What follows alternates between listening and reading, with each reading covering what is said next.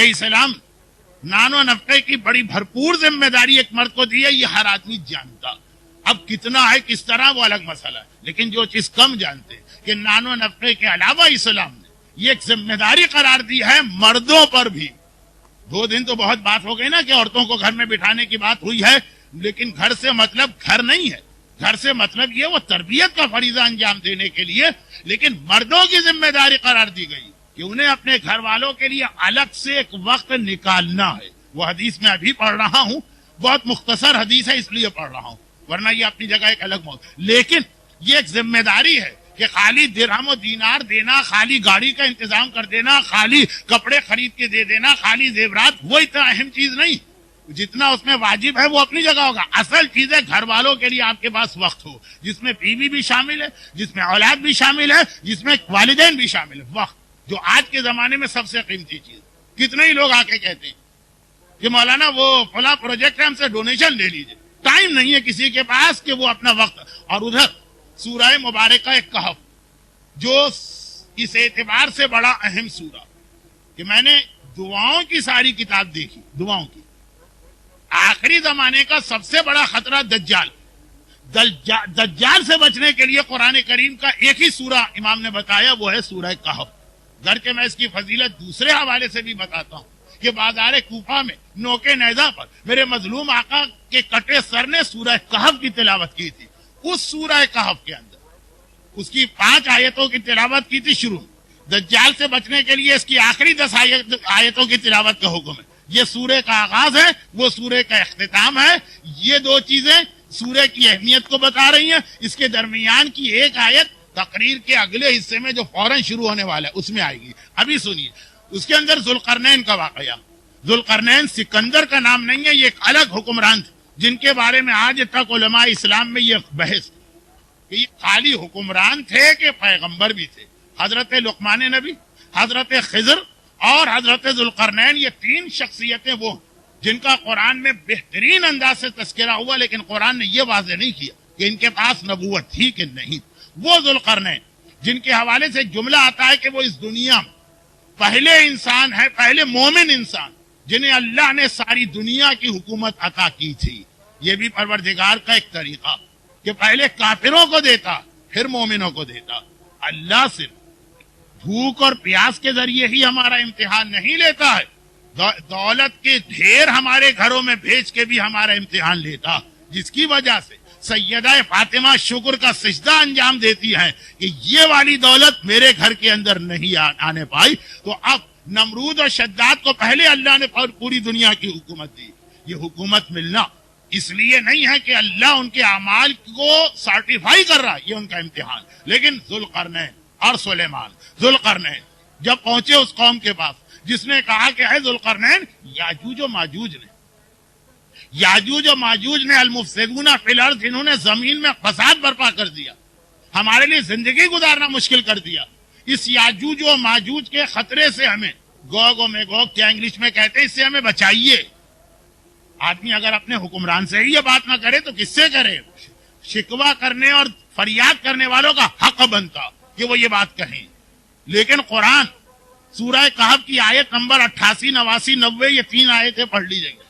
قرآن حضرت ذوالقرنین کا جواب دیتا. حضرت ذوالقرنین کا جواب یہ کہ میں تمہاری مدد کے لیے تیار ہوں، لیکن پہلے تم میرے ساتھ آؤ، میرا ہاتھ بٹاؤ، پھر میں تمہاری مدد کروں گا. کہ جس سے امام ایک اصول دیتے، اور وہ یہ کہ جب تک کہ خود مصیبت زدہ فریاد والا آگے بڑھ کر خود بھی کچھ کوشش نہ کرے، اس وقت تک اللہ کی مدد اس کے ساتھ نہیں آتی ہے. اور یہیں پر میں اپنے موضوع سے ہٹ کر لیکن اپنے زندگی بھر کے تبلیغی مشن کو ذہن میں رکھتے ہوئے جملہ کہہ دوں کہ جو ہمارے ہاں ون وے ٹریفک ہے، ہر چیز ہمیں امام سے چاہیے، ہر چیز ہمیں امام سے مانگنا ہے، ہر چیز میں ہم امام کو بلاتے ہیں، لیکن امام جو ہم سے چاہتے ہیں، امام جو ہمیں بلاتے ہیں، امام جو ہمیں اس کے لیے کوئی تیار نہیں ہے. یہ طریقہ کار خلاف عقل بھی ہے، خلاف قرآن بھی ہے، خلاف شریعت بھی ہے.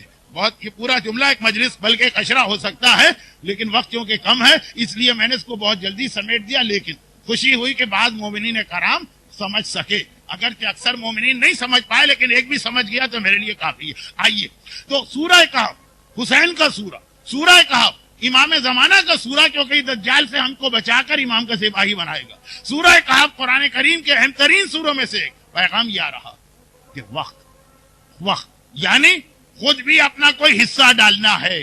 خالی چیزیں لا کے دے دینا، پیسے لا کے دے دینا یہ کافی نہیں ہے، جو آج کا کتنا بڑا مسئلہ بن گیا. ہر آدمی کہتا ہے مولانا وقت نہیں ہے، پیسے جتنے چاہے آپ لے لیجئے. اب اولاد اور گھر والوں کے حوالے سے 2 دن میں نے عورتوں کے لیے بات کر لی. آج اگر بہت سارے مومنین پچھلی مجلسوں میں نہیں تھے تو اس میں میرا قصور نہیں ہے. مرد کے حوالے سے بات ہو رہی کہ بار بار کہا گیا وقت نکالنا، بیوی کے لیے بھی وقت نکالنا ہے، اولاد کے لیے بھی وقت نکالنا. اور یہیں پر پہلے تو 2 حدیثیں سن لیجئے، اس کے بعد میں نے کہا کہ بہت جلدی میں ایک مختصر حدیث بتاؤں گا جس میں امام یہ بتا رہے ہیں کہ ایٹ لیسٹ کتنا وقت نکالنا. اب ایک تو نہج البلاغہ کی حدیث تو آپ کو یاد ہے. امام فرماتے مومن کی ذمہ داری ہے کہ اپنے دن کے 3 حصے کرے، جن میں سے ایک حصہ اللہ کے لیے ہے، ایک حصہ رزق کمانے کے لیے ہے، ایک حصہ اپنے گھر والوں کے لیے. اور اس کے علاوہ امام کی وہ حدیث من سعادت المرء، ایک انسان کی انتہائی خوش قسمتی ہے کہ اس کا سورس آف انکم، اس کا رزق کمانے کا وسیلہ اور ذریعہ یہ ہمیشہ آدمی کے اختیار میں بھی نہیں ہوتا. لیکن امام فرما رہے ہیں کہ اگر جیسے اولاد اختیار میں نہیں، لیکن اگر کسی کو اولاد ملی وہ دوسروں کے مقابلے میں خوش قسمت کہاں گئے.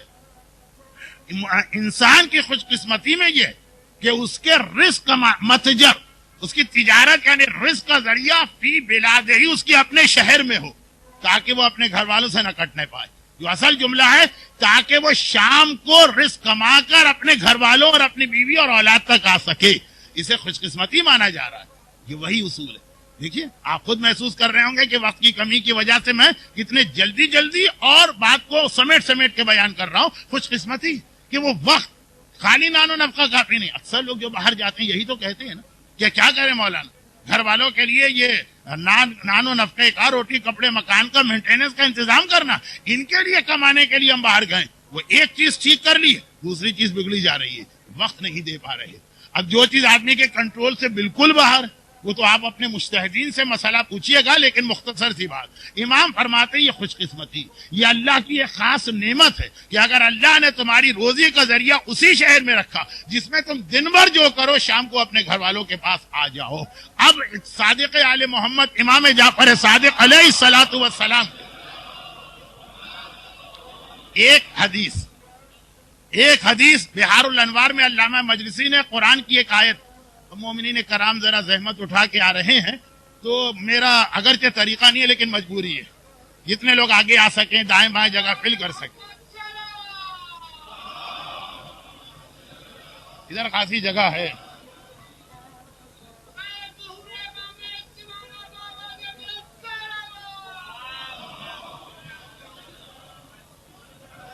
امام قرآن کی ایک آیت کی تفسیر بیان کرتے ہوئے، آیت آپ نے بہت سنی، مرحوم خطیب اعظم علامہ غلام عسکری صاحب علی اللہ مقامہ کا ایک مارکۃ الآراء اشرا اس کے اوپر، اور ایک نہیں زندگی میں کئی اشرے. آیت بہت مشہور ہے تو میں نے کہا پورا اشرا اس پہ پڑھا، لیکن پورا اشرا اپنی جگہ صرف ایک جملے میں 4 حصے کر کے امام نے تفسیر کر دی. یا ایھا الذین آمنوا قوا انفسکم واہلیکم نارا وقودها الناس والحجارہ، اے ایمان لانے والو خالی اپنے آپ کو نہیں اپنے اہل کو بھی، اولاد کی بات نہیں آئی ہے اس میں، سارے گھر والے آ گئے. اہل اپنے آپ کو، انفسکم واہلیکم، اپنے آپ کو اور اپنے اہل و عیال کو بچانا ہے جہنم کی آگ سے. وقودها الناس والحجارہ، جس جہنم کی آگ میں انسان اور پتھر ایک ساتھ جلائے جائیں گے. یہ بتانے کے لیے کہ کتنی سخت ہوگی کہ پتھر اس میں جل رہا ہوگا، اس جہنم کی آگ سے اپنی اولاد کو بچاؤ. پورا ایک اشرا، کیسے بچاؤ، کیوں بچاؤ، کس طریقے سے بچاؤ. اب یہ مختصر حدیث علامہ مجلسی نے بہار میں نقل کی امام سے، مولا کس طرح سے اپنے اولاد کو جہنم کی آگ سے بچائیں گے. امام نے ایک جملے میں 4 چیزیں بتائی اور کہا یہ 4 چیزیں بے دعائہم الی طاعت اللہ. اور یہ ذمہ داری مردوں کی قرار پا رہی ہے، یہاں عورتوں سے خطاب نہیں ہو رہا. عورتیں ہیں اس حدیث میں، عورتیں ہیں اس آیت میں شامل، لیکن کل اور پرسوں 2 پرانی مجلسیں اس کے اوپر ہو چکی. آج صرف مردوں کے حوالے سے کس طرح بچاؤ. کہا کہ ان کو اللہ کی اطاعت کی طرف لے کر آؤ، یہ تمہاری ذمہ داری. اسی وقت آدمی لائے گا جب گھر میں بیٹھا ہو نا. اگر جس وقت وہ صبح اٹھ کے نکلا اس وقت اس کے بچے یا سو رہے تھے یا اسکول جا چکے تھے، اور شام کو جب آیا تو بچے ہوم ورک وغیرہ سب کر کے دوبارہ سو چکے ہیں، وقت کہاں ہے اس کے پاس؟ کہا کہ نہیں، تمہاری ذمہ داری ہے بے دعا اہم الی طاعت اللہ، کہ ان کو لے کر آؤ اللہ کی اطاعت کی طرف، وَيُعَلِّمُهُمُ الْفَرَائِض، اور ان کو دین کے واجبات تمہیں تعلیم دینا ہے، انہیں دین کے واجبات تمہیں سکھانا ہے۔ اور یہیں پر علامہ مجلسی نے ایک جملہ اپنی طرف سے لکھا، حدیث میں تو ایک ہی جملہ ہے لیکن تشریح، اور وہ فرماتے ہیں کہ یہ بڑوں کی ذمہ داری ہے کہ خالی کتاب اولاد کو نہ دیں بلکہ کتاب کو سمجھائیں، اس لیے کہ چھوٹی سی کتاب ہے ہر مرجع کی توضیح المسائل، خالی آپ یہ کتاب پڑھ کے سمجھنے کی کوشش کیجیے، آپ کی سمجھ میں مسئلے نہیں آئیں گے۔ تو بہرحال وقت کم ہے، ابھی تو موضوع بہت بڑا، یعلمہم الفرائض وینہاہم عن المنکر، اور انہیں حرام اور خلاف شریعت کاموں سے روکا جائے۔ امام فرماتے ہیں کہ یہ تین طریقے، اور اس کے بعد وحثہم علی البر، اور نیکی کے کاموں میں انہیں شوق دلوایا جائے، انہیں ترغیب دلوائی جائے۔ چار چیزیں ہیں جس قرآن کی آیت کی تشریح ہوئی، دیکھیں پورا ایک عشرہ نہ صحیح تو کم از کم 3 مجلسوں کو میں 1 منٹ کے جملے میں سمیٹ رہا ہوں کہ انہیں بلاؤ اللہ کی اطاعت کی طرف، فرائض دین کی تعلیم دو، منکر یعنی حرام اور خلاف شریعت باتوں سے انہیں روکو، اور نیکی کے کاموں میں حص کے ساتھ انہیں شوق دلاؤ، انکریج کرو، موٹیویٹ کرو، ان کو اس جانب اس طرح سے گھر کا ماحول بناؤ کہ ان کے دل میں خود شوق پیدا ہوتا چلا جائے۔ یہ تمہاری ذمہ داری۔ جو آیے قرآنی پر عمل ہوا، کون سی آیت؟ یا ایھا الذین آمنوا قوا انفسکم واہلیکم، اپنے آپ کو بچاؤ، اپنے گھر والوں کو بچاؤ جہنم کی آگ سے۔ لیکن یہ جو چاروں چیزیں امام بتا رہے ہیں، اس کے لیے انتہائی ضروری ہے کہ گھر میں یہ شخص ہو، اس کے پاس اتنا ٹائم ہو کہ گھر والوں کو دے سکے، اس کے اندر صبح سے شام تک دفتر۔ اب میں کیسے، کیونکہ اب واقعا مجھے لگ گیا کہ آدھا مجمع آج کا نیا، تو کیسے ان کے سامنے میں یہ بات پوری تفصیل کے ساتھ دوہراؤں جو 2 دن آ چکی کہ میں نے کہا کہ اس میں لوگوں کا اتنا قصور بھی نہیں، اس ڈش اینٹینا اور کیبل ٹیلی ویژن نے خود بخود ایسا ماحول بنایا کہ جس کا جو بہت بڑا نقصان ہے کہ وقت ہمارے ہاتھ سے نکلا جا رہا۔ وہ خرابیاں میں نہیں بتا رہا ہوں جو ہر آدمی کو خود ہی معلوم ہے کہ بے حجابی ہے اور مکس گیدرنگ ہے اور گانا بجانا ہے اور ڈانس ہے، وہ ساری خرابیاں نہیں، یہ خرابیاں جس کی طرف توجہ نہیں ہوتی کہ یہ ہمارا وقت، ہم سے ہمارا وقت چھین لیا، جبکہ مومن کی ذمہ داری قرار دی گئی کہ وہ اپنے گھر والوں کے لیے الگ سے ایک وقت نکالے۔ ایک اور حدیث ہے جس کا خلاصہ یہ، حدیث کا خلاصہ اس لیے کہ وقت نہیں ہے حدیث بھی پڑھنے کا، کہ کم سے کم روزانہ 1 گھنٹہ انسان، یہ میں واضح کر دوں کہ یہ حدیث کے جملے نہیں، حدیث کے الفاظ کو میں اپنے الفاظ میں بتا رہا ہوں۔ 1 گھنٹہ روزانہ انسان رات کے وقت اپنے گھر والوں کے ساتھ بیٹھے، اور جس کے اندر قرآن، جس کے اندر حدیث، جس میں مسائل فقہ اور جس میں بزرگوں کے واقعات بیان کیے جائیں۔ اب یہاں امام کے زمانے میں جب امام نے یہ بات کہی حدیث میں، تو اس میں امام کا اشارہ تھا انبیاء کی طرف جن کے واقعات قرآن میں بہت آئے، لیکن ہمارے آج کے زمانے میں اس میں ہمارے بزرگ علماء اور مراجع بھی آ گئے۔ بتانا ہے یہ کم سے کم 1 گھنٹہ نکالنا، یہ حدیث کا خلاصہ۔ حدیث میں لفظ 1 گھنٹہ نہیں کہ ایک وقت نکالو روزانہ اپنے گھر والوں کے ساتھ، وہ وقت کہاں نکلے؟ اب جو کل کی میری مجلس کہ اگر کسی دن آپ جلدی آ بھی گئے، اور اگر عورت جو ہے وہ ورکنگ کلاس میں شامل نہیں ہو، اس کے پاس ٹائم بھی ہے، پھر بھی یہ ٹائم نہیں، کیوں؟ اسی کیبل کی وجہ سے۔ مثلا میرے شہر کے اندر حال ہی میں، اسی مہینے میں بھی، مہینہ ختم تو نہیں ہوا ہے، اسی مہینے 4 دن پورا شہر بند رہا اور معطل رہا، پھر بھی لوگوں کے پاس وقت نہیں، گھر میں بیٹھے ہیں، دودھ و دہی کی دکانیں بھی بند ہیں، پان کے کھوکے بھی بند، پھر بھی ٹائم نہیں، کیوں؟ ڈش اور کیبل۔ بھائی عام دنوں کے اندر سر کھجانے کی فرصت باپ کو نہیں، صبح سے شام تک وہ لگا ہوا ہے آفس کے اندر یا کاروبار کے اندر یا مارکیٹ میں۔ 4 دن دیکھیے، یہ جو جس حوالے سے بات ہوئی میں اس پہ کوئی تبصرہ نہیں کر رہا ہوں، میں یہ بتا رہا ہوں کہ کتنا بڑا نقصان ہو گیا کہ 4 دن کوئی کام نہیں آدمی کے پاس، لیکن وہ کہتا ہے ٹائم ہی نہیں، صبح سے شام تک وہ ٹی وی دیکھ رہا ہے یا کیبل دیکھ رہا ہے، جو امام ہر مومن کی عام حالات میں ذمہ داری قرار دے رہے ہیں۔ اب وہ جملہ میں پھر دوہرا دوں جو ابھی میں نے کہا، یہ والی حدیثیں کہ اپنے دن کا 1/3 اپنے گھر والوں کے لیے رکھو، یہ والی حدیثیں کہ بھائی اپنے گھر والوں کو جہنم سے بچانے کا طریقہ یہ ہے کہ انہیں اللہ کی اطاعت کی طرف بلاؤ، انہیں فرائض کی تعلیم دو، انہیں منکرات سے بچاؤ، انہیں نیکیوں کا شوق دلاؤ، یہ والی حدیث ہے کہ روزانہ 1 گھنٹہ اپنی اولاد کے لیے نکالو۔ آج سے 50 سال پہلے بھی لوگوں کی سمجھ میں اتنی نہیں آ رہی. اس وقت لوگ کہتے تھے کہ امام کو اتنا کہنے کی ضرورت کیا, یہ تو ہر آدمی کرتا ہی کرتا ہے, اور اس لیے کرتا تھا اس زمانے میں کہ اس کے پاس وقت ہی وقت ہوتا ہے. شام کو گھر آ گیا, اب رات کو سونے سے پہلے اس کے پاس وقت ہی وقت ہے, بیٹھتا بھی ہے گھر والوں کے ساتھ, باتیں بھی ہوتی, چاہے وہ غیبتیں ہوتی ہوں, لیکن وقت ہے. یہ حدیثیں 50 سال پہلے تک لوگوں کی سمجھ میں نہیں آ رہی, آج سمجھ میں آ رہی کہ ٹائم مینجمنٹ یا وقت کو امام نے کیوں اتنا اہم بنایا. اب یہ ایک طرف مسئلے کا ایک حصہ. دوسرا حصہ امیر المومنین علی ابن ابی طالب علیہ الصلوۃ والسلام کی وصیت. فارسی کا ایک محاورہ, خانہ خالی رات دیو می گیرت, جو میں نے کل اردو میں پڑھ دیا تھا کہ جب کوئی جگہ خالی ہوگی وہ خالی نہیں رہے گی, کوئی نہ کوئی آ کے اس کو بھر دے گا.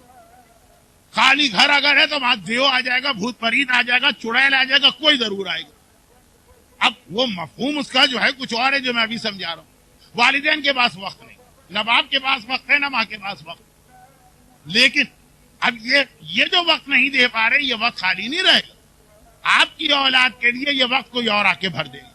مولا کا وہ جملہ جو بظاہر حسن مجتبیٰ کے نام وصیت نامے میں ہے, لیکن اصل میں ہمارے اور آپ کے لیے, وہ حسن کے لیے کوئی تھوڑی ہے, وہ یہی ہے کہ بیٹا اپنی اولاد سے ایک لمحے کے لیے غافل نہ ہونا, اس لیے کہ اگر تم نے اپنی توجہ ہٹا لی تو تمہارا دشمن تمہاری اولاد پہ قبضہ کر لے گا, وہ خالی نہیں رہنے پائے گا. یہ تم اپنی اولاد کو ٹائم دو, تمہارے پاس ٹائم نہیں, تو دوسرے موجود ہیں ٹائم دینے والے, اور وہ بھی اس انداز سے ٹائم دیتے ہیں کہ بعض اوقات تو لوگ کہتے ہیں نا کہ نہیں ہم نے اپنی اولاد کے لیے کوئی خالی نہیں رکھا ہے, ان کے لیے ہم نے بہت ساری جائز چیزیں رکھی.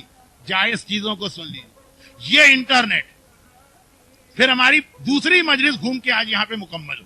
یہ انٹرنیٹ خالی آپ کا مسئلہ نہیں, اس وقت بہت سارے مسئلے ایسے ہیں کہ خود یورپ اور امریکہ اور آسٹریلیا والے بھی فریاد کر رہے ہیں, شور مچا رہے ہیں. حتیٰ یہودی, حتیٰ عیسائی, جو بھی اہل مذہب ہیں, باقاعدہ ان کو ہمارے ساتھ مل کے وہاں کانفرنسیں کرنا پڑ رہی ہے, کیسے بچایا جائے معاشرے کو ان چیزوں سے. سبھی پریشان, جو بھی ذرا سا کسی بھی مذہب کا ماننے والا ہو. اب اس کے اندر اب جو میں بات کہہ رہا ہوں اس کا مذہب سے بھی تعلق ہے. یہ بالکل سیکولر قسم کے لوگ ہیں, ایتھسٹ لوگ ہیں, we don't believe in any god on any religion, وہ بھی یہ فریاد کر رہے ہیں کہ انٹرنیٹ اتنی بیہودہ سائٹس آ گئی کہ اپنی اولاد کو اس سے بچانا انتہائی مشکل ہو رہا. یہ مسئلہ مومن کا نہیں ہے, یہ مسئلہ مسلمان کا نہیں ہے, یہ مسئلہ اہل کتاب کا نہیں ہے, یہ مسئلہ کسی کافر مذہب کے ماننے والا کا بھی نہیں, سب کا مسئلہ. کیونکہ اس کے جو باقی نقصانات ہیں وہ اتنے زیادہ کہ وہ لوگ جن کے یہاں ان چیزوں میں کوئی شرم و حیا نہیں ہے, وہ بھی گھبرائے جا رہے ہیں.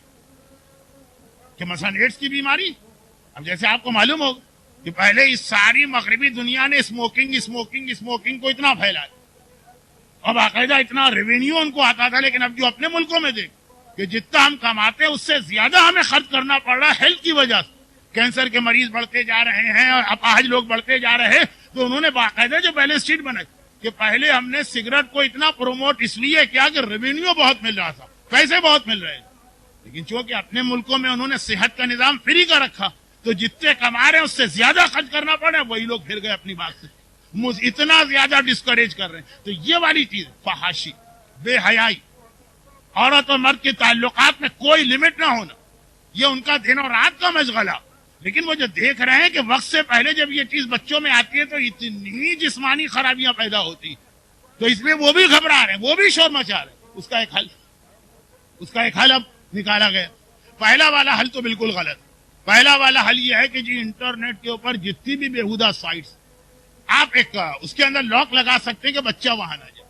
لیکن مسئلہ یہ ہے کہ بڑوں کو تو آتا بھی نہیں انٹرنیٹ چلانا, وہ بچوں ہی سے کہتے ہیں کہ کس کے اندر وہ لاک لگا, بچے کو زیادہ پتا کیسے لاک لگایا جائے, کیسے اس کو ہٹایا جائے. تو یہ تو فیل ہو گیا. انٹرنیٹ اور کمپیوٹر کے حوالے سے ہر آنے والا بچہ اپنے سے پہلے والے سے زیادہ ہوشیار, زیادہ ذہین, زیادہ ماہر. تو اب دوسرا انہوں نے ایک مسئلہ کیا جو آپ یہاں اکثر لوگوں سے سنیں گے کہ انہوں نے بھی اپنے گھر میں سسٹم رکھا. یہ باقاعدہ میں یورپ اور امریکہ کے اخبارات میں حکومت کی جانب سے اور بڑوں کی جانب سے گائیڈ لائن آتی ہے, کمپیوٹر کبھی بچے کے کمرے میں نہ رکھو جہاں وہ اکیلا ہو. کچھ نہیں پتا چلے گا آپ کہ وہ کیا دیکھ رہے ہیں. آپ کمپیوٹر رکھنا بھی ہے گھر میں, اس کے بغیر کام نہیں چلے گا, لیکن ایسی جگہ رکھو کہ آنے جانے والے کی نگاہ پڑتی رہے. یہ انہوں نے آج ایک بہترین سولوشن بتایا.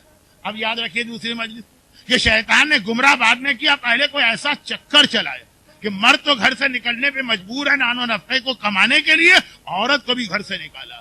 اب دیکھیے حل تو بہت اچھا ہے کہ ایسی جگہ رکھو کہ لاؤنج میں رکھو، کہ فیملی روم میں رکھو، کہ ڈرائنگ روم میں رکھو، کہ بچہ کسی غلط چیز کو دیکھنے ہی نہ پائے، لیکن گھر میں کوئی ہو تو وہ بچے کی نگرانی کرے نا۔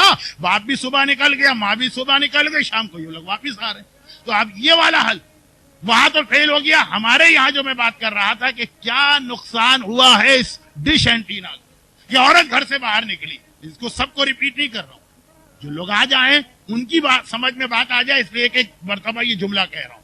اب خالی یہ نہیں، وہ جو امام نے فرمایا ینہاہم عن المنکر، یہ تمہاری ذمہ داری ہے کہ انہیں منکرات سے، حرام چیزوں سے روکو، لیکن حرام چیزوں سے مطلب خالی شراب، خالی ڈانس، خالی میوزک، خالی مس گیدرنگ نہیں ہے، ہم اس میں بھی روکنے کو تیار نہیں جو کھلا کھلا حرام۔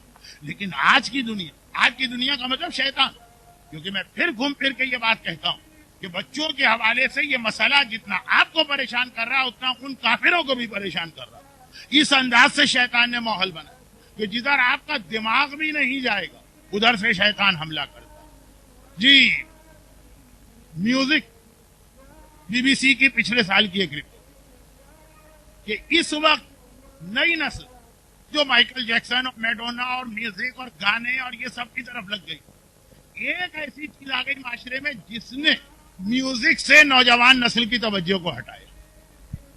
وہ اس کو تعریف کے انداز میں نہیں لے رہے تھے، وہ تو بس یہ کہ حقائق آج کل یہ چل رہا ہے۔ ہم لوگ بہت خوش ہوں کہ کم از کم ایک متبادل ملا کہ جو پہلے گانوں کے کیسٹ، گانوں کی CDs وہ سب چلتے ہیں، ابھی بھی چل رہے ہیں، یہ نہیں یہ ختم، لیکن اس سے زیادہ بچوں کی دلچسپی ہو گئی پلے اسٹیشن، اس سے زیادہ دلچسپی ہو گئی ویڈیو گیم کا، یہ چیز نکلی، اور بظاہر یہ لگا کہ ہاں یہ تو کوئی اس میں حرام چیز بھی نہیں، لیکن ان ویڈیو گیمز کے ذریعے جس طرح سے وہ ہمارے بچوں کو بہکا گئے، وہ تو شاید میوزک سے بھی نہ بہکایا۔ اکثر والدین کو پتا بھی نہیں ہوگا کہ وہ بچہ جو کھیل میں وقت گزار رہا ہے اطمینان، کہ بھئی وہ کوئی حرام چیز پہ نہیں بیٹھا ہے، وہ کوئی انٹرنیٹ کی بےہودہ سائٹ پہ نہیں بیٹھا ہے، وہ ٹیلی ویژن کے اوپر کوئی بےہودہ چینل نہیں دیکھ رہا، وہ کھیل رہا ہے پلے اسٹیشن۔ میں ان چیزوں کو حرام نہیں کہہ رہا ہوں، ہر چیز کا گھوم کے خلاصہ ہے کہ گھر میں سہولتیں مہیا کرنا کافی نہیں ہے، توجہ دینا، وہ رزق بھی رزق حرام ہے جس کی وجہ سے آدمی اپنے گھر والوں کو ٹائم نہ دے سکے۔ یہ پوری حدیث خلاصہ کیا ہوا؟ گیمز، جس نے میوزک کو دبا دیا تو ہم خود حیران ہو کہ شیطان نے آخر برداشت کیسے کر لیا کہ اس کی اذان کے اوپر کوئی اور چیز حاوی آ گئی۔ ایک حدیث ہے نا کہ شیطان نے کہا کہ تو نے آدم کو اذان دی ہے جس سے آدم لوگوں کو تیری جانب بلائیں گے، تو مجھے بھی تو کچھ دے جس کی وجہ سے میں اپنے والوں کو اپنی جانب بلاؤں۔ کہا کہ ان کی اذان ہے، تیرے لیے میوزک، جو اذان سن کے چلتا ہے وہ اللہ کی طرف چل رہا ہے، جو گانے کی طرف چلتا ہے وہ تیری عبادت۔ کارٹون دیکھنے دو، کارٹون کے حوالے سے جتنی بے حیائی، جتنی بےہودگی بچوں کے ذہن میں ڈالی جا رہی، یہ تو غالباً پورنوگرافی کو چھوڑ کر باقی جتنے غلط پروگرام ہیں اس کے ذریعے بھی بچہ اتنا نہیں بگڑے۔ جی وہ بچہ سیمسنگ دیکھ رہا ہے، انتہا سے زیادہ بےہودہ کارٹون، ٹریننگ ہی ایک ایسی ہو رہی، والدین خوش۔ اب یہی مسئلہ ہمارا اور شیطان کا ایک مقابلہ جاری ہے۔ ہم جس چیز کو سمجھ جاتے ہیں کہ یہ غلط ہے تو شیطان حل۔ اب تیسری اور آخری چیز سن لیجیے، وقت نہیں، آج مصائب کی رات، آج شہزادی کونین کا براہ راست ذکر کرنے کی رات، یہ سب سیرت سیدہ چل رہی ہے، لیکن اس انداز سے کہ نئے لوگ سمجھ بھی نہیں پا رہے ہوں گے۔ تیسری بات، ویڈیو گیمز بظاہر حلال ہے لیکن غالباً بدترین حرام، بغیر چیکنگ کے۔ اگر میں مسئلہ شرعی ممبر سے نہیں بتا رہا ہوں، توجہ آپ کو دلا رہا ہوں کہ آپ جا کے پھر مرجع سے پوچھیے۔ دیکھیں ٹیلی ویژن کا اب تک وہی فتویٰ ہے مراجع کا، ڈش اور کیبل کو تو چھوڑیے، عام ٹیلی ویژن کہ فرماتے ہیں کہ اگر آپ کو یہ امکان لگ رہا ہے کہ آپ خود، یہ آغا سیستانی کی جو کتاب جدید مسائل ہے اس میں یہ جملہ، آپ خود یا آپ کے گھر والے ابھی نہ صحیح تو آئندہ کبھی اس میں حرام چیز دیکھ سکتے ہیں، تو ٹیلی ویژن کا خریدنا بھی حرام۔ ابھی وہ کیبل ڈش کی تو بات ہی نہیں، وہ بالکل ایک عام سا ٹیلی ویژن، ایک عام سا ڈبہ جو ہر گھر میں بہت ہی زیادہ بے ضرر سمجھا جاتا۔ اب تک یہ مسئلہ، انٹرنیٹ کی چیٹنگ اگر آگے چل کر امکان ہے کہ اس سے وہ حرام کی جانب جا سکتا ہے تو انٹرنیٹ کی چیٹنگ حرام۔ جس طرح کے فتوے آپ کو ویڈیو گیمز کے بارے میں ملیں گے، اس طرح کے فتوے آپ کو کارٹونز کے بارے میں ملیں گے۔ فتوے اپنی جگہ ہیں، مسئلہ یہ ہے کہ آدمی کی توجہ نہیں کہ بھائی یہ تو اتنی سادہ سادہ اچھی اچھی چیزیں، اس میں پوچھنے کی ضرورت ہی کیا ہے؟ میوزک کے لیے ضرور پوچھیں گے کہ یہ حلال والی ہے کہ حرام والی، کیونکہ پتا ہے کہ وہ حرام، لیکن کارٹون، لیکن ویڈیو گیم، اور جو اس سے بھی زیادہ خطرناک سی چیز ہے وہ یہ ہے کہ اسپورٹس، یعنی دیکھیں بظاہر بالکل ہی بے ضرر محفوظ، کوئی اس میں امکان ہی نہیں ہے کہ حرام کا ہو۔ آج شیطان نے اسپورٹس کو سب سے زیادہ اپنا ہتھیار بنایا ہے لوگوں کو گمراہ کرنے اور بہکانے کا۔ بھائی ویڈیو گیمز میں یا کارٹون میں تو پھر بھی ایک اسٹوری ہوتی ہے، کوئی تھیم ہوتی ہے، آدمی اس کو چیک کر۔ اسپورٹس میں کیا چیز ہے؟ بالکل ٹھیک چیز ہوگی۔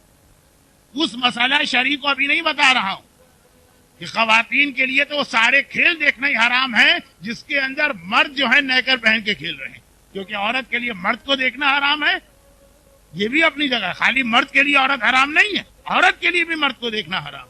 سیدہ طاہرہ کی زندگی کے کتنے ایسے واقعات ہیں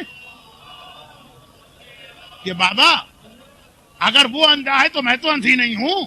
ایسے کتنے جملے ہیں جو میں نے کہا پوری مجلس شہزادی کی سیرت کو میں ذہن میں رکھ کے پڑھ رہا ہوں اور یہ سمجھ کے پڑھ رہا ہوں کہ مجمع یہ ساری مشہور چیزیں جانتا، لیکن اس کی تو میں بات ہی نہیں کر رہا ہوں کہ خالی ہاکی جیسا بے ضرر کھیل، خالی فٹ بال جیسا بے ضرر کھیل، آپ کے علم میں ہوگا نا کہ اسلامی انقلاب کے بعد ایران کے کسی فٹ بال اسٹیڈیم کا میچ دیکھنے عورت نہیں جا سکتی، وہ اس اعتبار سے کہ بہرحال وہ اس کے لیے وہ تو اپنی جگہ اس کو چھوڑی، لیکن عام سے اسپورٹ یہ ہاکی اور فٹ بال تو چلے عورت اور مرد کا ایک مسئلہ ہوا، لیکن اس کے علاوہ اولمپکس، جتنی عریانیت، جتنی بے حیائی ان کے گیمز میں ہوتی رہتی، وہ بیچ والی بال کے نام سے مثلا ایک گیم آتا، یا ریسلنگ کے جو لیڈیز ریسلنگ کے مقابلے، یعنی ذہن جائے گا نہیں کہ اسپورٹس میں کیا حرام ہوگا، زیادہ سے زیادہ شرط لگانا حرام ہوگا، وہ بھی سنا۔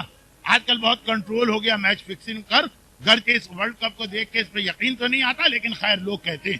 خلاصہ یہ کارٹون، ویڈیو گیم، اسپورٹس جو ایک عام آدمی کے خیال میں اس کی اولاد کو جدید زمانے میں رہ کر حرام سے بچانے کا بہترین طریقہ۔ مولانا اپنی اولاد کو ڈبیا میں رکھ کے تو جیب میں نہیں ڈالیں گے، رہنا تو اس کو یہیں، کچھ تو ٹی وی پہ اس کو دکھانا ہے، کچھ تو اس کو کمپیوٹر پہ جانے دینا ہے، چلیں کارٹون، چلیں یہ اولمپک دیکھ رہا، اولمپک دیکھ رہا۔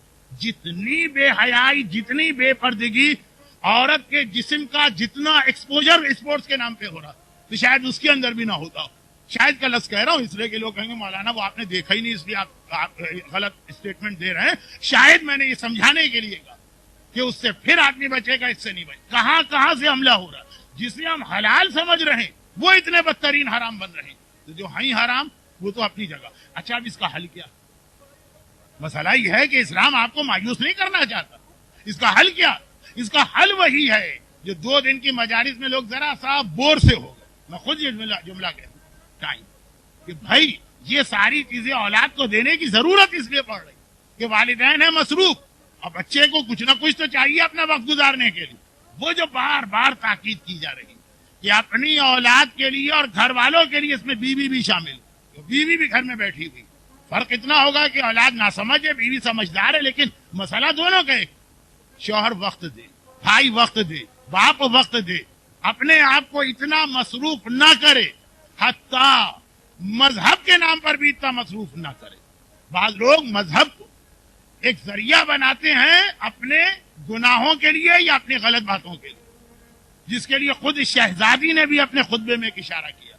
خطبہ فدق میں شہزادی نے قرآن کی ایک آیت یہ پڑھی، الا فی الفتنة سقط وان جہنم لمحیطۃ للکافرین، کہ ارے یہ لوگ جو کہہ رہے ہیں کہ ہم فتنے سے بچنا چاہتے ہیں، ارے یہ تو فتنے میں مبتلا ہو گئے، پھنس گئے فتنے میں۔ بہانہ کیا کریں بھائی، ہم فلاں کام نہیں کریں گے کیونکہ ہمیں فتنے سے بچنا، یہ قرآن کی آیت۔ الا فی الفتنة سقطوا، فتنے میں یہ لوگ گر گئے ہیں جو لوگ سمجھ رہے ہیں ہم فتنے سے بچ گئے۔ جنگ تبوک کی آیت، وہ بہت دلچسپ واقعہ ہے، کبھی تفصیلی روایت پڑھنے کا موقع ملا، لیکن خلاصہ یہ پیغمبر نے اپنی زندگی میں جتنی لڑائیاں لڑی اس میں 2 جنگیں بہت اہم، ایک تبوک اور ایک حنین، جس میں ہمارے یہاں سب سے کم پڑھا جاتا۔ تبوک اور حنین پیغمبر کی زندگی کی 2 بہت اہم جنگیں۔ ابھی جو ایک ہنگامہ ہوا ڈی ایم ٹیلی ویژن پر ایک چینل ہے، تو اس کے اندر بطور دلیل جو بات کہی گئی جنگ حنین، اس کا جواب بہت اہم جنگ ہے، اس کو سمجھنا کیا وجہ ہے کہ دعائے نتبہ میں بھی اور زیارت عاشورہ میں بھی مولا کی دشمنی کے حوالے سے کہا گیا احقاد البدریہ والحنینیہ، یہ بدر اور حنین کا انتقام تھا جو لیا جا رہا ہے۔ وہ حنین بہت اہم جنگ، وقت نہیں ہے نہ یہ موضوع، اس لیے کہ خلاصہ یہ کہ دشمنان اہل بیت کبھی کبھار ایک جملہ کہہ کر صفائی پیش کرتے ہیں۔ یہ ان دشمنان اہل بیت کی بات ہے جو اتنے بغض میں شدید نہیں کہتے بھائی وہ جو لوگ تھے بھاگے میدان سے، یا فلاں کیا، یا ہمکا کیا، یا دھمکا کیا، ان سب کو رسول نے فتح مکہ پہ معاف کر دیا تھا نا۔ فتح مکہ کی معافی تو اتنی مشہور چیز ہے کہ ہمارے اپنے مومنین نعوذ باللہ امام خمینی پہ چڑھ دوڑے تھے کہ جی رسول نے تو فتح مکہ میں سب کو معاف کر دیا، یہ کیوں معاف نہیں کرتے؟ کتنا لوگوں کے ذہن میں یہ بیٹھا ہوا، تو آپ اسی فتح مکہ کی معافی کو وہ استعمال ایک دلیل کے طور پہ استعمال کیا۔ ٹھیک ہے، ہم نے مانا احد میں انہوں نے یہ کیا، ہم نے مانا خیبر میں انہوں نے یہ کیا، لیکن فتح مکہ پہ جب رسول نے معاف کر دیا تو آپ کون ہیں پھر دوبارہ سوال کرنے والے؟ اب اس کے جواب تو بہت ہے، لیکن بہت ہی مختصر جواب۔ غزوہ حنین فتح مکہ کے بعد ہوا ہے، فتح مکہ سے پہلے، اور جو حرکتیں پہلے کی گئی وہی غزوہ حنین میں کی گئی، اس لیے اس کو بہت توجہ سے پڑھیے گا، یہ عنقریب آپ کے بچوں کے ذہن میں زہر ڈالا جائے گا کہ جب رسول معاف کر چکے ہیں تو ہم کون ہیں بولنے والے؟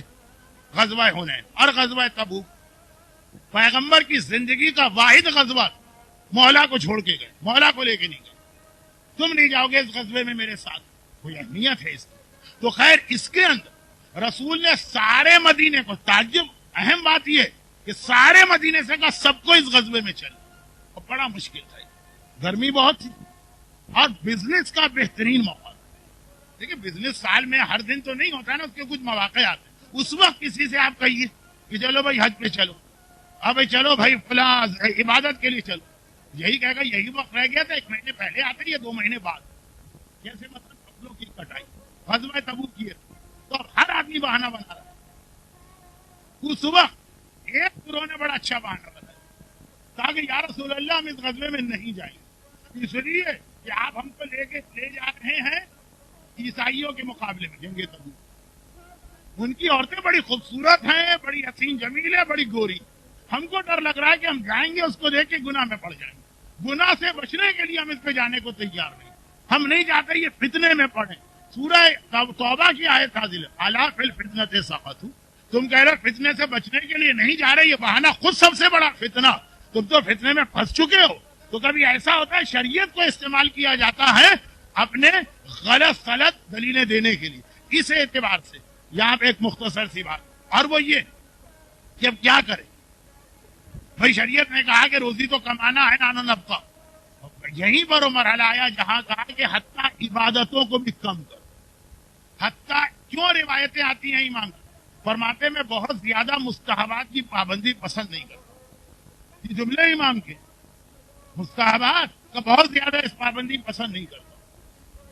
پوچھا کہ مولا کیوں پسند نہیں کرتے؟ مستحب تو جو اللہ کو پسند، کہا کہ بہت زیادہ مستحبات کرنے والا آخر میں واجبات سے دور کیا۔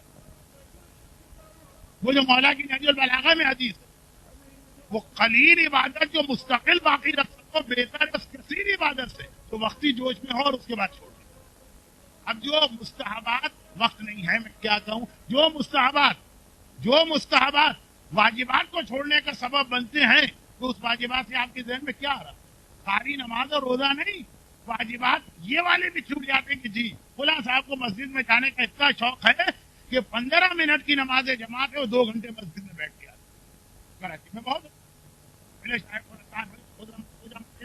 بات دیکھی، گھر سے نکلے گا 2 گھنٹے کے بعد۔ اب جو واجبات چھوٹ رہے وہ کیا چھوٹ رہے؟ یہی واجبات، اولاد کو وقت دینے کا واجب، خانہ خالیہ دیو میں گیرت والا واجب کہ تم نہ آؤ گے گھر میں تو شیطان آ جائے گا، وہ تمہارے گھر پہ کنٹرول کر لے گا۔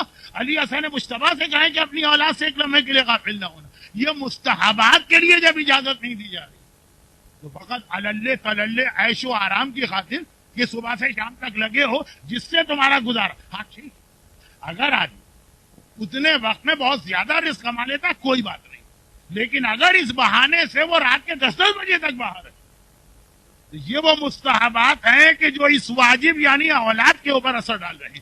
تو کارٹون سے، ویڈیو گیم سے، اسپورٹس کے پروگرام سے جو سب حلال نظر آ رہے ہیں، کیسے اپنے آپ کو بچائیں، اس کا طریقہ جو میں نے مجلس کے شروع میں کہا، اولاد کو وقت دیجیے. اور اس کے لیے مثال کل میں نے شروع کی تھی، آج ختم کرتا ہوں. مثال، رسول اللہ جیسا مصروف آدمی اس کائنات میں کوئی نہیں گزرا. ہاں، یہ دوسری بات ہے کہ ہماری اور آپ کی مصروفیت وہ ہوتی ہے جسے باقاعدہ دعاؤں میں ہمیں سکھایا گیا. ولا تجعل دنیا اکبر ہمنا، یہ دعا ہے جو کئی جگہ ہم کو سکھائی گئی. اے خدا کبھی ایسا نہ ہو کہ دنیا ہمارے نزدیک سب سے اہم مسئلہ بن کے رہ جائے. حرام نہیں، حرام چیزیں دنیا کے معاملات، مکان بنانا، نئی گاڑی خریدنا، بیوی کے لیے اتنے سارے زیورات خریدنا، یہی ہمارا اہم مسئلہ بن کے نہ رہ جائے. آخرت پہلے ہو، دنیا اس کے بعد ہو. رسول جتنے مصروف تھے وہ کل میں نے بتا دیا، آج میں اس کو دہرانا نہیں چاہتا ہوں. لیکن اس مصروفیت کے باوجود جتنا زیادہ اور رسول نے اپنے گھر والوں کو وقت دیا، جن گھر والوں کو ضرورت ہی نہیں وقت کی، جن کو ضرورت ہی نہیں ہے وقت کی.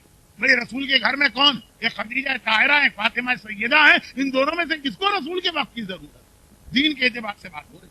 لیکن جتنا وقت رسول ان کو دیتے، جس کی مثالیں میں کل دے چکا ہوں، اور اپنے گھر والوں کو جہنم کی آگ سے بچانا، جو میں نے کہا نا کہ نیکی کا شوق دلاؤ، میں نے نہیں کہا امام کا چوتھا جو وہ رسول کے گھر میں آپ کو نظر آئے گا. شوق دلواؤ زبان سے نہیں ہوتا ہے. جب شادی کے بعد پہلی رات ختم ہوئی اور رسول اپنی بیٹی کے گھر میں آئے، یہ واقعہ میں چونکہ 2 سال پہلے یہاں میں بھی پڑھ چکا ہوں اور شارجہ اور دبئی کی مختلف مجالس میں کئی بار پڑھ چکا ہوں، تو واقعہ نہیں سنا رہا. خالی اس کا جس کو انگریزی میں کہتے ہیں پنچ لائن یا باٹم لائن، کہ جب رسول اپنی بیٹی کے گھر میں آئے، ایک ہی تو لباس تھا فاطمہ کے پاس ڈھنگ کا جو شادی میں پہنا جائے، اور وہ بھی خدیجہ طاہرہ نے ایک الگ عورت کے پاس بطور امانت رکھوایا تھا. نعوذ باللہ میرے اس جملے سے توہین رسالت نہ ہو جائے، یہ بھی رسول کے پاس نہیں رکھوایا تھا. ایک الگ عورت کو کہ بس ایک تو میری خواہش کہ جب میری بیٹی اپنے شوہر کے گھر جائے تو ایک لباس تو ڈھنگ کا ہو، یہ اس وقت میری بیٹی کو میری جانب سے تحفہ دے دینا. وہ ایک لباس وہ پہنا کے، آپ کو معلوم ہے کہ رسول کو خدیجہ سے کتنی محبت. خالی ان کا گلوبند دیکھتے ہیں جو جنگ بدر کے موقع پہ آیا تو رسول کی آنکھوں میں آنسو آ گئے. یہ لباس دیکھا، پیغمبر رو دیے، کہا بیٹی تیری ماں کی خواہش ہے اس کو پہن کے جا. اور اگلی صبح جب پیغمبر پہنچے نماز فجر کے بعد بیٹی کے گھر میں، تو دیکھا کہ بیٹی وہی پھٹا پرانا پیبند لگا ہوا لباس پہنے ہوئے. واقعہ بڑا مشہور. پیغمبر نے کہا بیٹی ارے آج ابھی شادی کی پہلی رات، 24 گھنٹے بھی نہیں گزرے. جو علماء کہتے ہیں مستحب ہے کہ شادی رات کو، تو اس کے لیے 2 دلیلیں لاتے. ایک رسول کا عمل کہ رسول نے فاطمہ کو رات کے وقت رخصت کیا. دوسرا قرآن کی 2 آیتیں جن میں سے ایک آیت میرا سرنامہ، وقت نہیں تھا کہ میں اس کو سمجھاتا، اس بہانے سمجھ میں آ جائے گا. قرآن نے کہا واللیل سکنا، اللہ نے رات کو سکون کی چیز بنایا. یہ قرآن کی آیت ہے رات. اب امام کہتے ہیں کہ اللہ نے رات سکون کی چیز بنایا. اور سورہ روم میں کہا عورت سکون کی چیز ہے. وَمِنْ آیَاتِهِ خَلَقَ لَكُمْ أَزْوَاجًا لِتَسْكُنُوا إِلَيْهَا. رات بھی سکون، عورت بھی سکون، سکون کے ساتھ میچ کرتی ہے. اس لیے شادیاں رات کے وقت کیا کرو، بیٹیاں رات کے وقت رخصت کیا کرو. باقاعدہ امام دلیل دے رہے ہیں کہ عورت سکون کی اتنی بڑی چیز ہے کہ قرآن نے جس چیز کو سکون کہا وہ سب عورت سے ملا دو. اب وہی رات کو رسول نے رخصت کیا ہے، 12 گھنٹے بھی نہیں گزرے، 24 تو بڑی بات. اور دیکھا فاطمہ وہ پھٹا ہوا لباس پہنے ہوئے جس میں پیبند لگانے کے لیے بھی کپڑا نہیں ہے، کھجور کے پتے. کہا بیٹی وہ لباس کہاں گیا؟ کہا بابا وہ لباس چونکہ بہت قیمتی تھا، اچھا تھا، ڈھنگ کا تھا، تو میں نے یہ چاہا کہ اسے کسی بڑی تقریب کے لیے پہنوں، اس لیے اس کو حفاظت سے رکھ دیا. کتنا لاجیکل جواب. ہر آدمی یہی کہے گا وہ یہ اچھی چیز ہے وہ میں نے اس کے لیے رکھی. لیکن چونکہ یہ واقعہ باپ بیٹی کا واقعہ نہیں، ہماری اور آپ کی ہدایت کا واقعہ.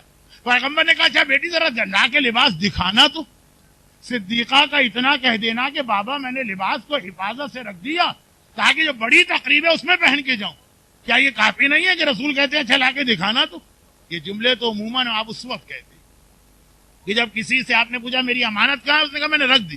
آپ کو شک ہے اس کے اوپر کہ نہیں یہ کھا پی گیا، کہ ذرا لا کے دکھانا تو صحیح. رسول اپنی بیٹی سے کیوں کہہ رہے؟ اس لیے کہہ رہے ہیں کہ اگر رسول یہ جملہ نہ کہتے تو فاطمہ کا واقعہ باپ بیٹی کا واقعہ بنتا، ہمارے اور آپ کے گھر کے لیے کوئی ہدایت نہ ہوتی. تو لا کے دکھاؤ تو صحیح. بیٹی نے کہا بابا میرے گھر میں تو نہیں رکھا ہوا.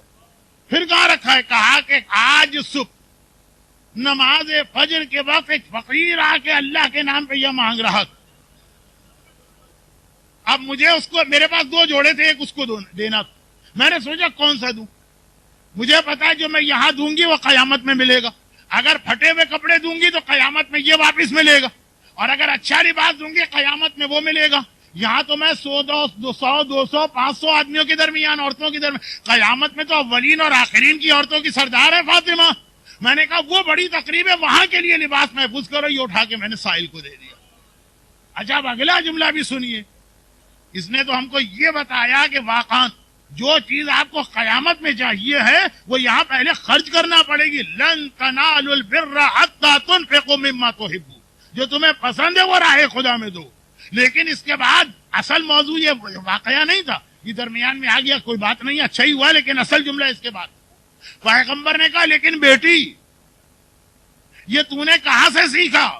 اب فاطمہ عالمہ غیر معلمہ کی ماں ہے. فاطمہ کا مصحف فاطمہ ایسی کتاب ہے کہ معصومین اس سے استفادہ کرتے ہیں. فاطمہ کا علم کسی معصوم کے علم سے کم نہیں ہے. پھر پیغمبر کو یہ فاطمہ سے پوچھنے کی کیا ضرورت پیش آئی کہ کہاں سے سیکھا؟ اس لیے کہ وہی بات کہ ہمیں اور آپ کو بتانا کہ بھائی ہمارے بچے، جو آپ نے کہا کہ مولانا یہ سخت وہ سخت، کارٹون بھی چھوڑ دو اور ویڈیو گیمز بھی چھوڑ دو، تو کیا کرے بچے کے ساتھ؟ یہ بچہ کہاں سے سیکھے گا؟ اس کا طریقہ. کہا بابا مجھے یاد ہے اب تک. فاطمہ یاد کی بات کر رہی ہے، علم کی بات نہیں کر رہی. مجھے یاد ہے کہ ایک مرتبہ مکے میں قحط پڑا تھا اور آپ نے گھر میں جو کچھ تھا خدیجہ سے آ کے کہا تھا کہ یا خدیجہ طاہرہ اس میں جتنا تمہارے پاس بچا ہوا ہے وہ سب راہ خدا میں دینا. جملے اس سے بھی زیادہ اہم تھے، وقت نہیں.